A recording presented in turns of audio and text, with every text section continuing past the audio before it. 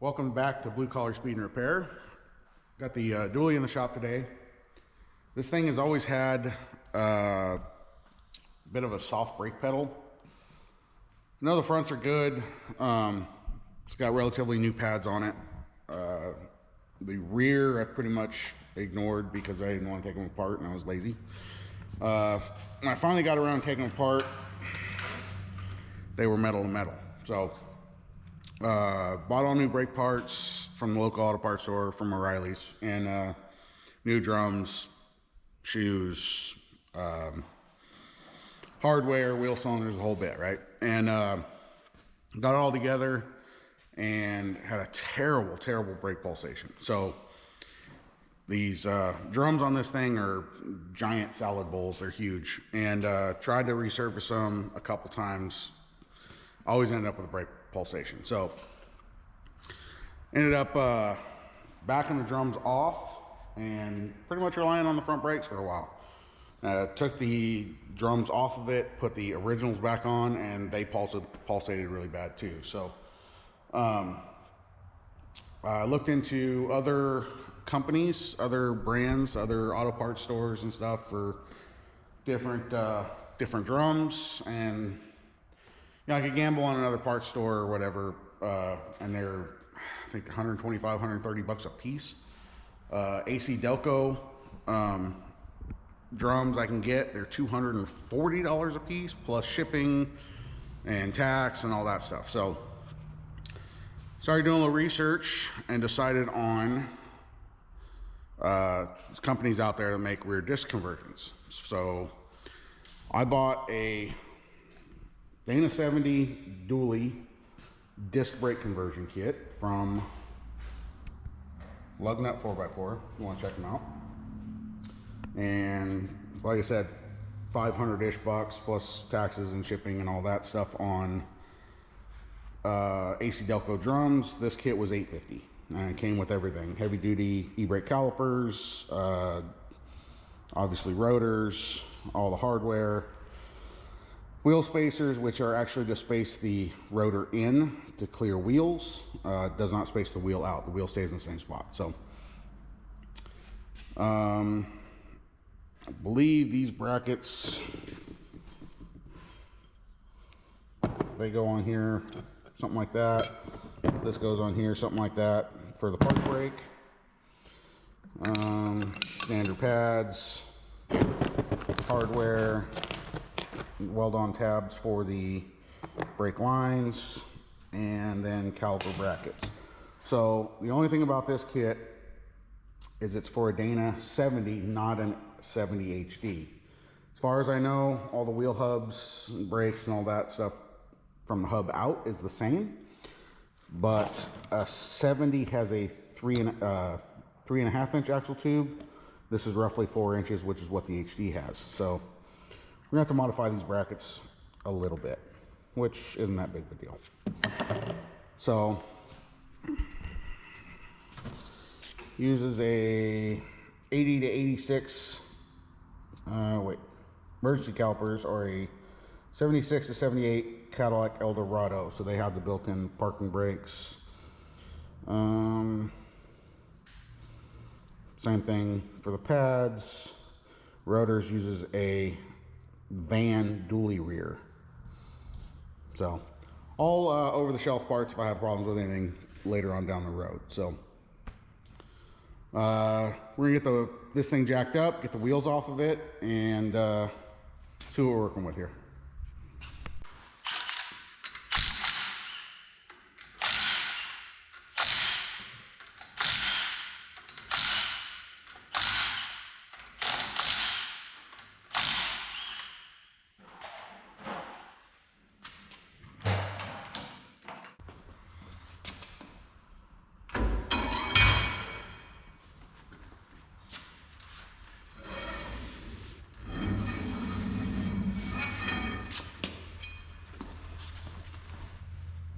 So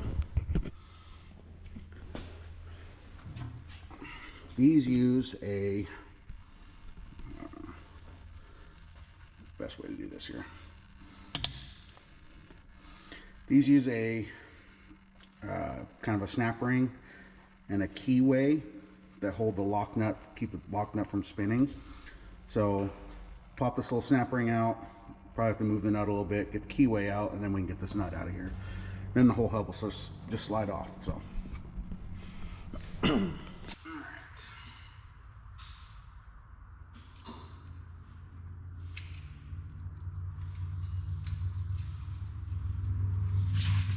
like I said, little snap ring, that keeps the keyway from sliding out. And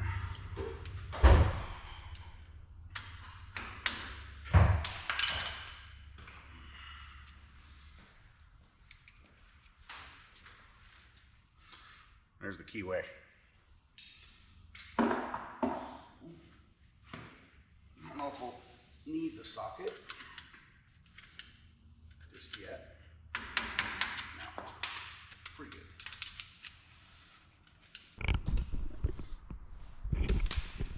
Alright, so you see that keyway slot a little better.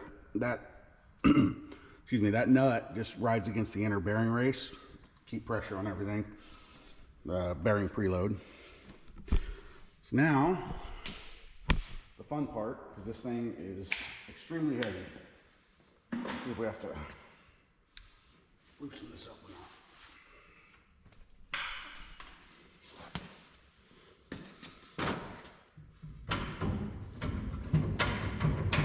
Yep. All right, so we have to loosen up the park brake a little bit, or the brake shoes a bit. All right.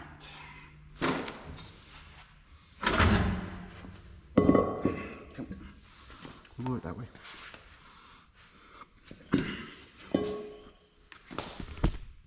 All right.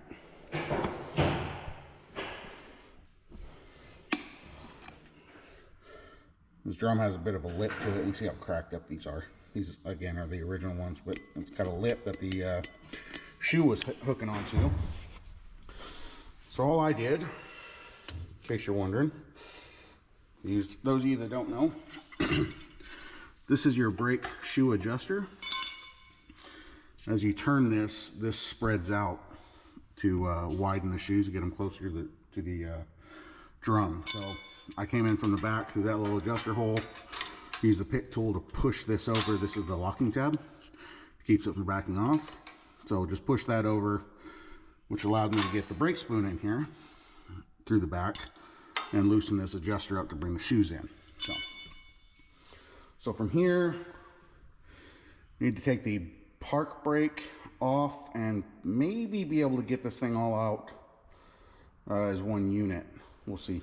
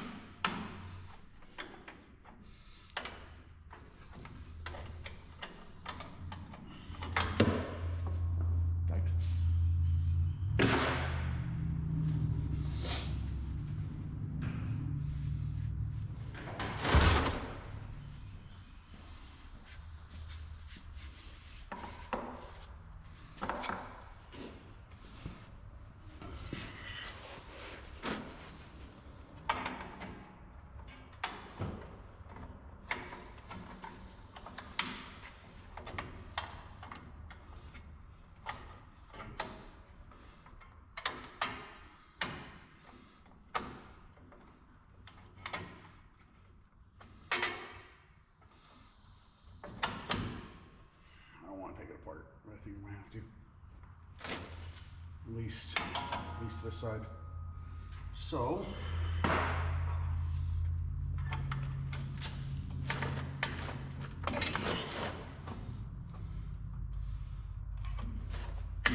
spring.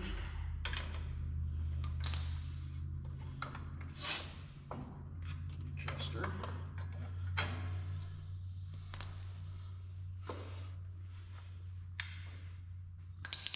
guy off.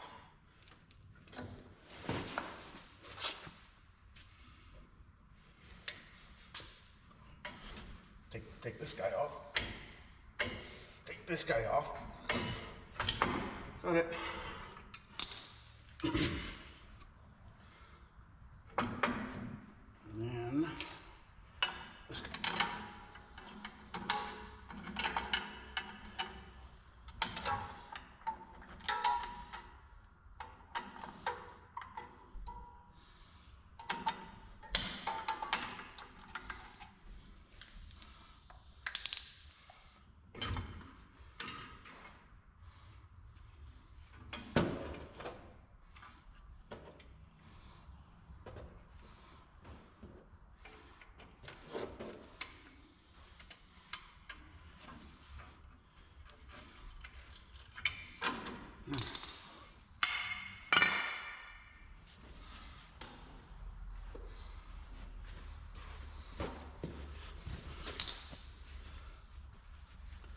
All I did there was pull the spring tension back. This is the park brake cable to get off of that lever. I'm gonna go ahead and put this back together and then hopefully unbolt this thing as one unit and keep it all together.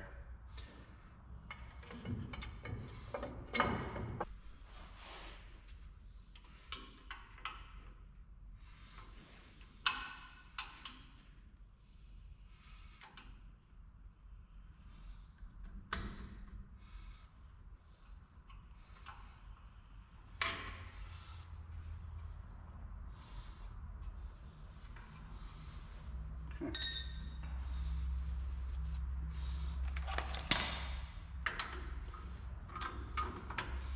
Extension.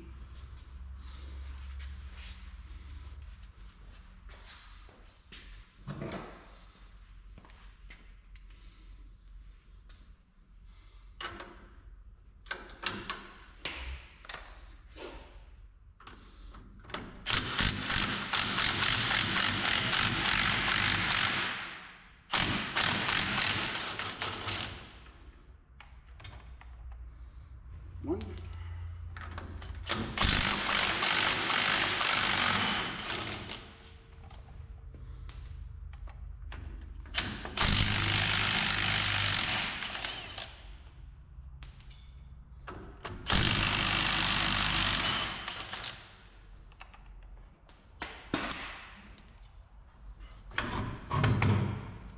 All right.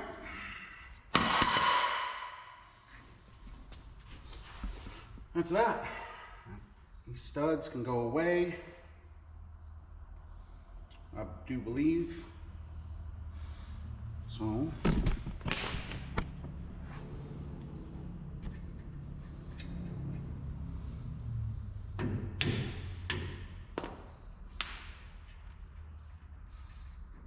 hopefully they're not wedged in there too tight.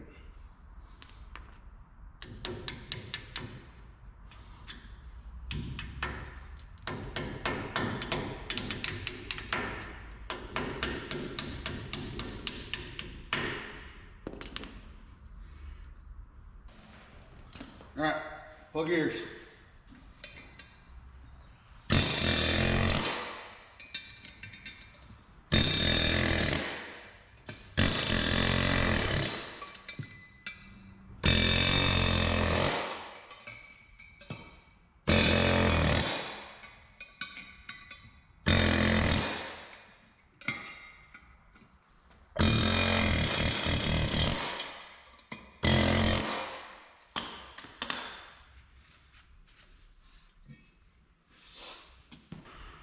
All right, so kind of glanced through the instructions, didn't read them fully because I don't read that good.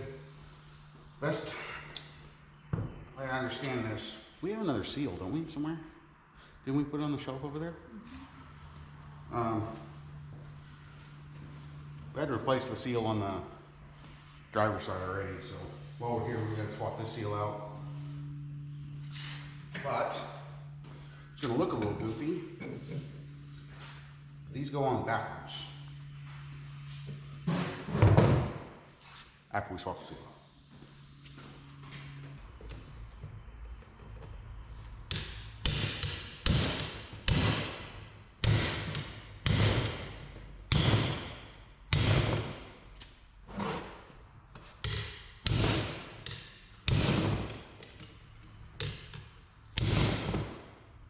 struggling. Maybe take it off the plastic tape. It's gonna work? Oh yeah.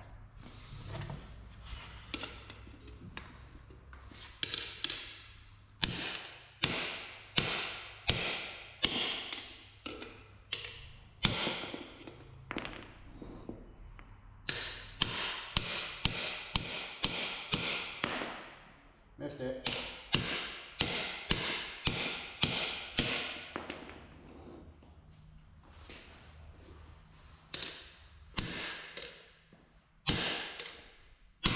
Put a foot on there.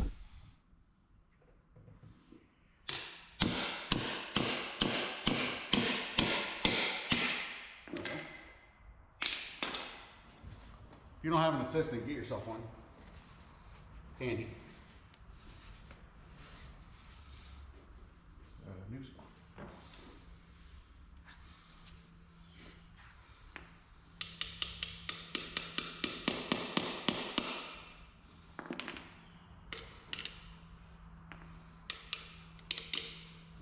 Want a piece of flat plate? Hmm? You want a piece of flat plate? I think like a block of wood or something like that.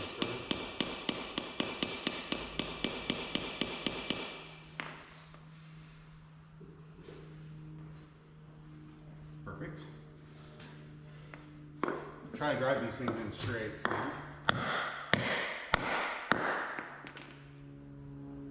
Alright, so looks a little goofy. This guy goes on the back. The wheel spacer spaces the rotor in to clear wheels. From what I understand, if you have some 17s and especially 18s inch wheels, then you don't need the spacer. But this is for clearance for the caliper and the rotor. So put the spacer on and the old wheel studs here.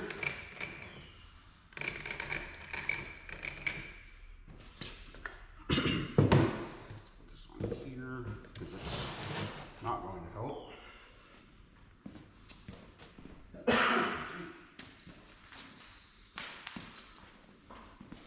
All right, plug your ears again.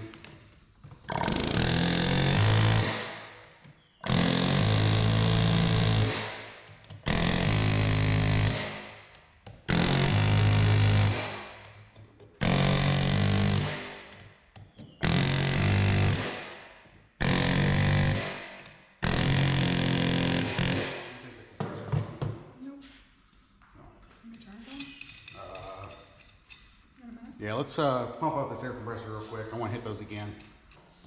All right, so from here, the rotor actually goes on the back side. Stop looking at the instructions. We don't do that.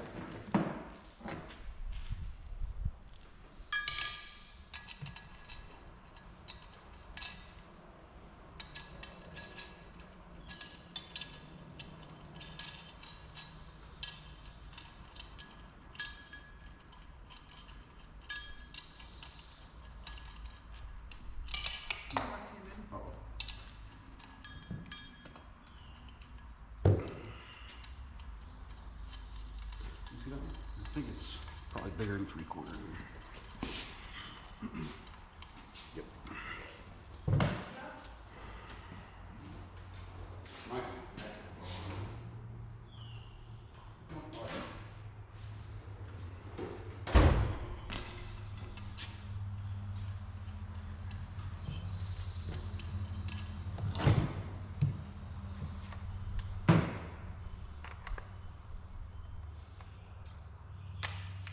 All right, I'm sure there's a torque spec. I'm gonna ignore it.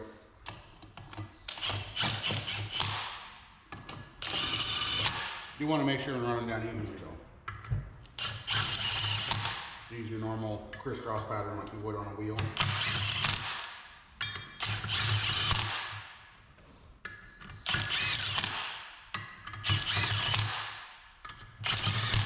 And then full send.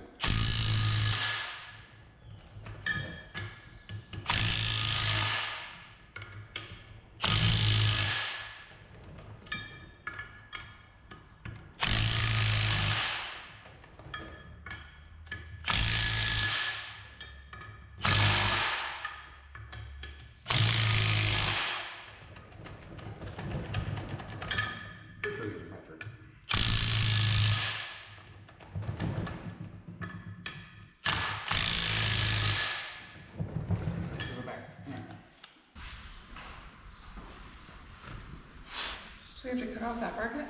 I don't know. I don't think so. It says cut off. You and your reading. That's what instructions are for. Test fit the studs in the special. Where do you see that? If Go they do back. not easily seat fully into the spacer, you may need to grind down the head of the studs. Past that. The Ford Sterling axle, this is a GM, must have the spacer holes drilled to 21-30 seconds. I recommend to cut off the Ford bolt factory brake mounting flange first.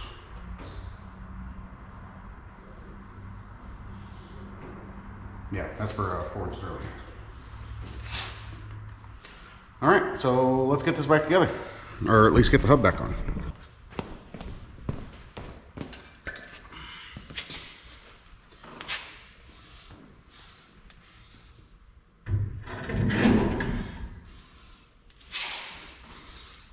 Feeling we're gonna be doing some funkiness with the brake line here. I don't think the instructions actually say anything about brake line, but we still got a little ways to get this in here, and the brake line's gonna end up in the rotor. So I'm gonna bend this tab, just kind of bend this out of the way for now. We may have to do some tube cutting and whatnot. So we're just gonna bend that guy up there out of the way for now. Put that on and reverse process.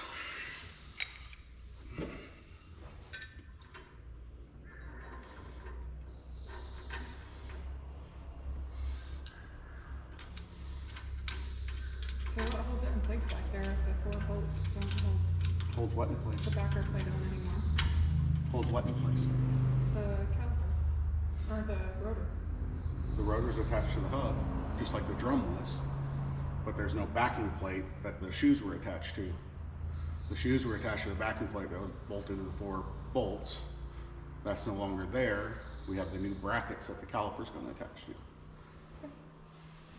There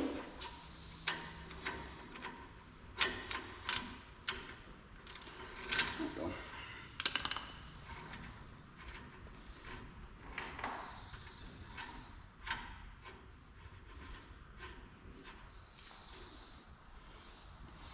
Where's that socket? Big socket. We're gonna need a torque wrench.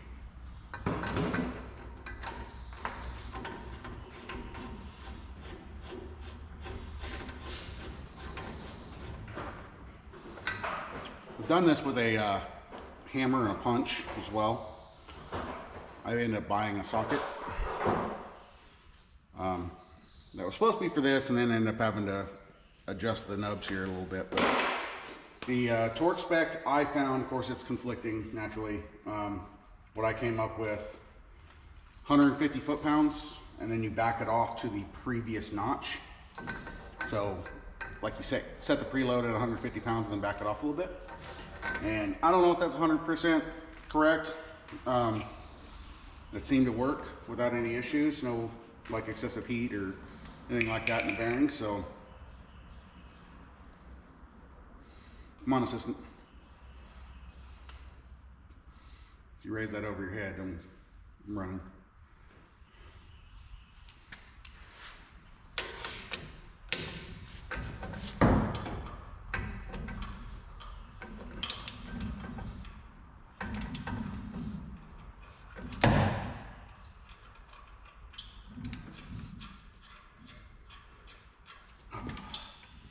$150 seems like a lot. All right, so again, tighten it down to 150, and then loosen it back up a hair till the notch lines up and the nut to the flange there. So from here, we'll take, what do we do? Oh, confused. We'll put the little keyway back in. That keeps that nut from backing off. The fuzz out of there.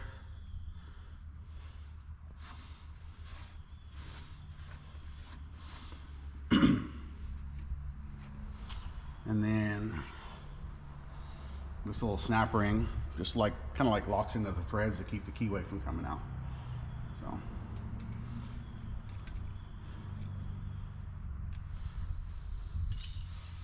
make sure that's all the way in there, and that's it. I think we can slam the axle back in, and we're ready to mount the caliper.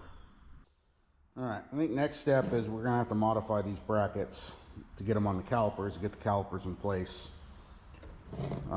before we move any farther. So I'm just gonna very simply take, I had a tape measure out. That's 4 1/8.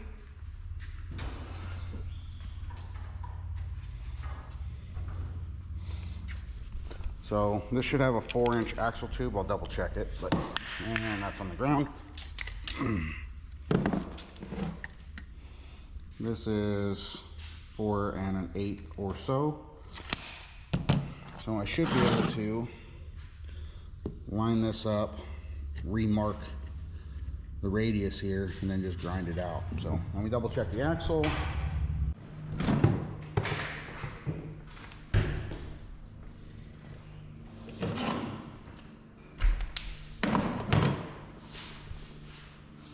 Something kind of like that. We'll grind up probably just to that line to start with, and then test fit it.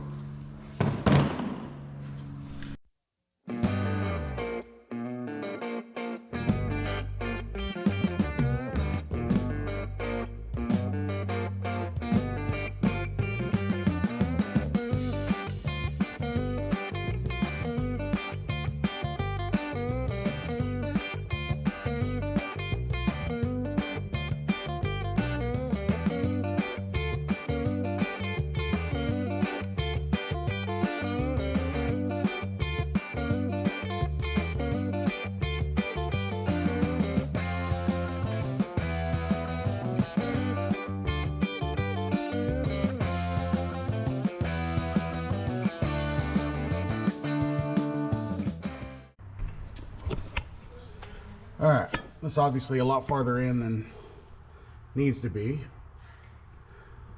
Ground it out pretty much to the line, kind of halfway through the line. Fits pretty good. I'm gonna bevel the edges, mount the caliper up to it, get it, excuse me, get it kind of in here in place, and continue on.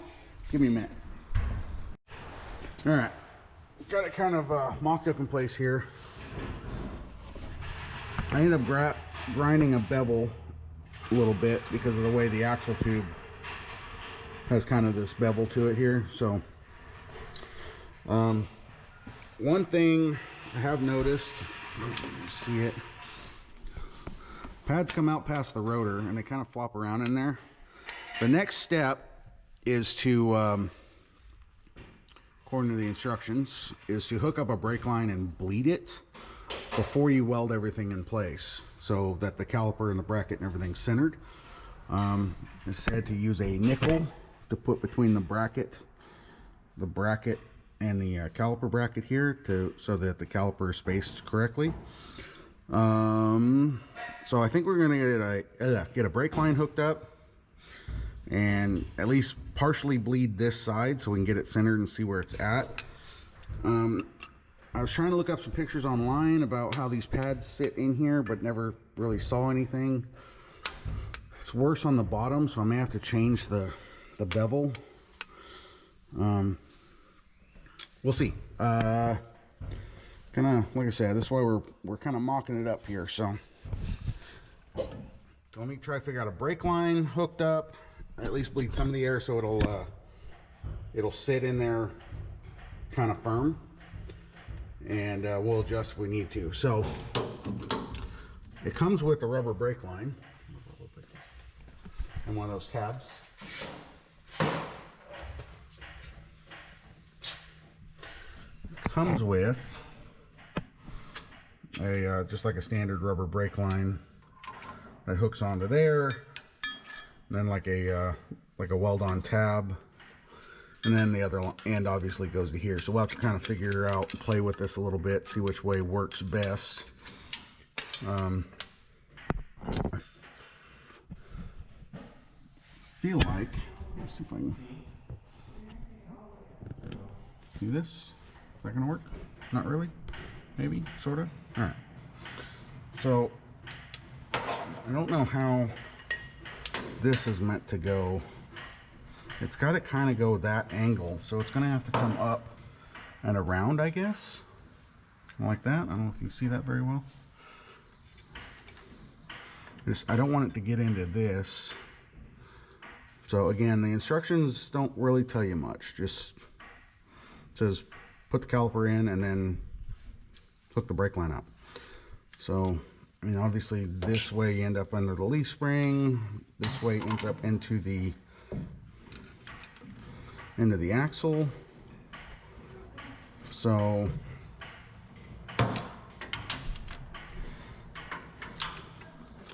may have to do it this way. So whoa, easy now. Tighten that up. There we go.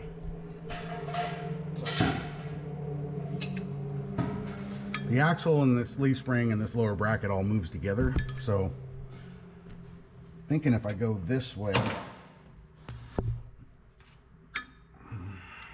kind of like that, I should be able to tie this line off to here. This will all move together, and then we'll have to figure out back here where this ends up. I feel like I'm probably going to end up rebending some line here. Maybe we cut it and flare it here. Just put it like that. That could work. Have to get this spring thing off. Let me play with that and see if I can kind of mock this up. See how it looks. All right, got this line flared. Got the rubber line in. Again, this is kind of loosely attached. Bled the brake. This is all kind of sitting happy now. The only thing I'm unsure about, like I said before, was the pads stick out kind of past the rotor a little bit, but I thought about grinding this bracket down a little bit to set everything in, but I don't want this pad to end up in the hat of the rotor. So I think I'm just going to leave it like that, see how it does. So I think I'm going to tack this bracket into place for now. Just kind of hold it. The instruction says to use a nickel to put between the caliper and the bracket, so there's a gap there. I think I'll probably just use a washer or something and clamp this top and bottom, run a couple big heavy tacks, and then we'll probably catch up the other side. And actually, before we do that, might want to mock up the e-brake so we know if this caliper is in the right spot or not. Let me check into the park brake and see if this is going to work. All right, got the park brake cable hooked up. So works off these two little brackets here. The cable goes in through there. It comes with a spring to kind of take up some space.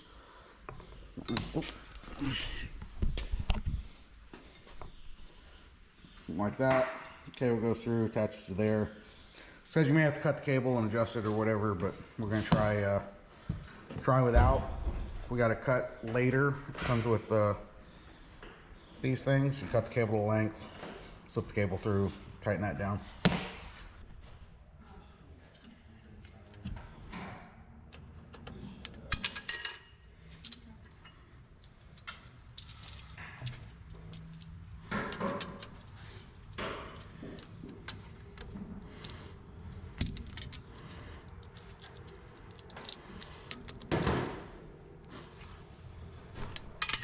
All right.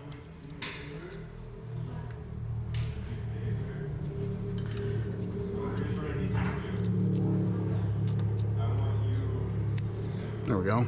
So that should give us our proper spacing in there. And then do one on the bottom. But I lost the washer. So. Please. Don't know where it went.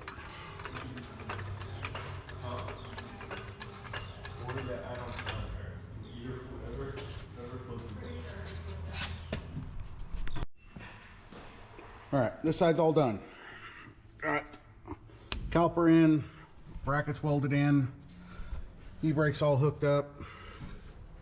Put some rubber hose, like some fuel hose around the brake line, just keep it from chafing a little bit. I don't think it will. Like I said, this stuff all moves together, but make sure that's protected. The actual brake line's in. I sprayed some black paint on. Well, bracket didn't weld as well as I would have liked. I only have 110 out here right now, and these axle tubes they're like a 1/2 inch thick, and this plate's like, I don't know, 3/8 thick. So I just cranked the welder as high as it would go, turned the wire speed down, and just burned it in as best I could. All it's got to do, all that bracket does, is keep this caliper from moving. So it's got whatever 4 or 5 inches of weld on it, and there was penetration there, so I think it'll be good enough. So we're going to switch to the other side. Probably just do that in fast motion and get it knocked out.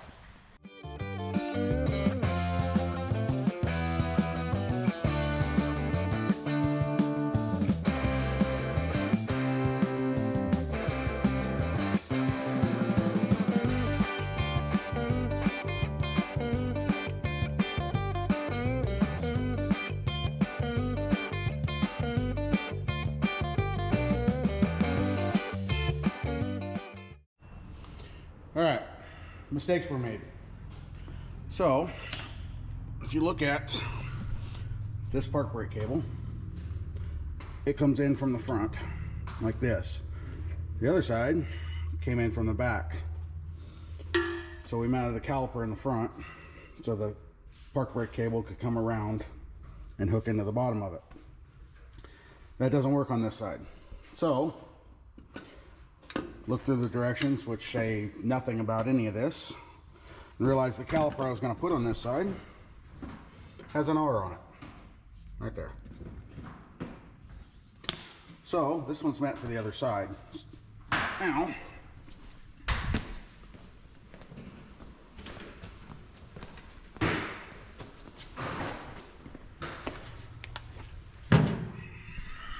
this park brake cable did go around the other side of the axle and under, but if I loop it over the axle and come around this way, I can hook it into the caliper at the back. So not a huge deal, just means I got to cut this bracket off, move it to the back, re-weld everything up with the correct caliper, and hopefully I won't have to mess with where the brake line is. So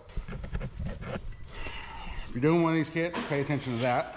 Mistakes are made, things happen, but you know, it's not that big of a deal. Get the cutoff wheel in there and grinder and clean it up and re-weld it. So let me knock that out real quick and I'll check back with you guys. All right, remock this side back up, cut the bracket off, clean it up, moved it around to the back, have it kind of mocked into place. Now we're going to catch the other side up.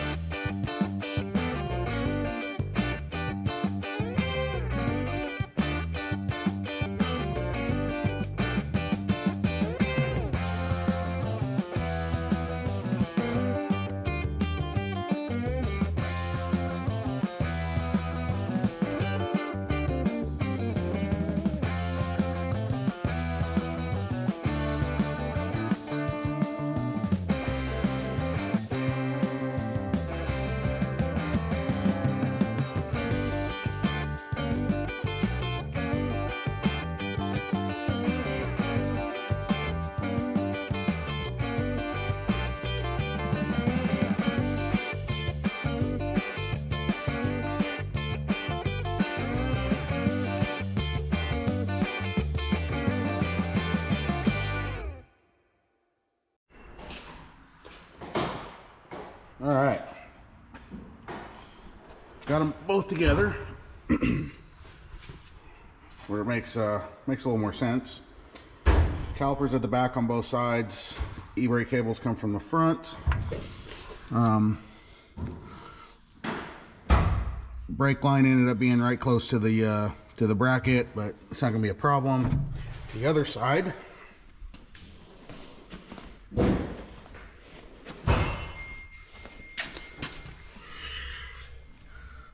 I ran a little more inboard and got lazy and painted the brake line, but whatever. Got some rubber kind of hose on both sides, fuel line. Should help keep that from chafing. I can run a zip tie through there still, but bled the brakes, adjusted the park brake. Brake pedal's still a little bit soft. Might need to bleed them one more time. We also got to seat these pads in. So doing a little cleaning up, and I think we're gonna, like I said, bleed the brakes one more time. Take this thing for a spin.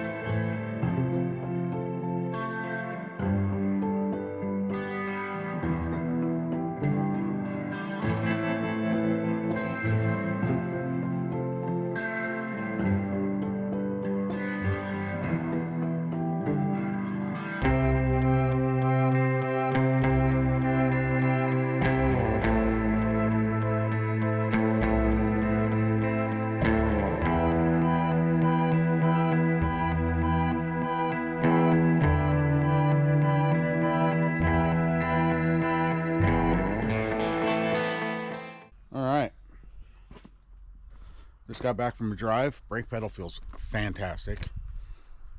Nice and firm. Park brake needs a little adjustment still. That's no big deal, whatever. It's nice not to rattle my teeth out and rattle my brain every time I hit the brake pedal. So all in all, wasn't too bad, other than the little mishap I had. You know, it happens. Like I said, I'm not gonna beat myself up over it. You know, mistakes, you just learn from them, right? So it's easy enough to cut the bracket back off and weld it on the correct side and move on. So subscribe if you haven't already. I'd appreciate it. Leave me a comment, tell me what you think. Have you ever done a disc brake on a dually before?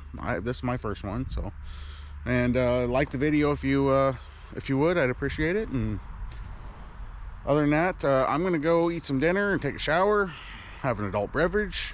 and I'll see you guys next time.